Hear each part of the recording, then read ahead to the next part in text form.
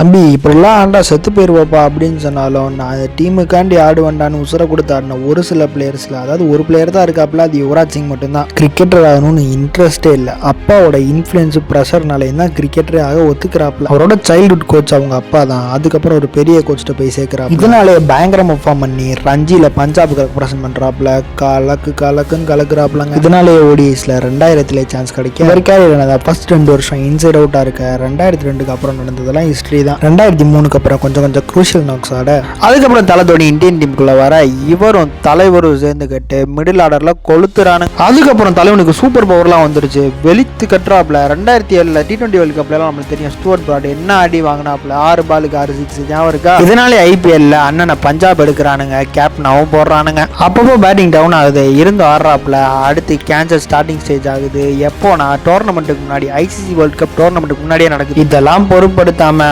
362 run, முக்கியமாக 4 man of the match award, Australia against அந்த நாக்கு. அதனால தான் இந்தியா ஃபைனல்ஸ்க்கே போவானுங்க. ரத்த வாந்தி எடுத்துக்கிட்டு அந்த அடி அடிப்பான் தலைவர்களுக்கு. யுவராஜ் சிங் பிடிக்கலாம் நம்ம சேனல் லைக் அண்ட் சப்ஸ்கிரைப் பண்ணிருங்க ஃப்ரெண்ட்ஸ்.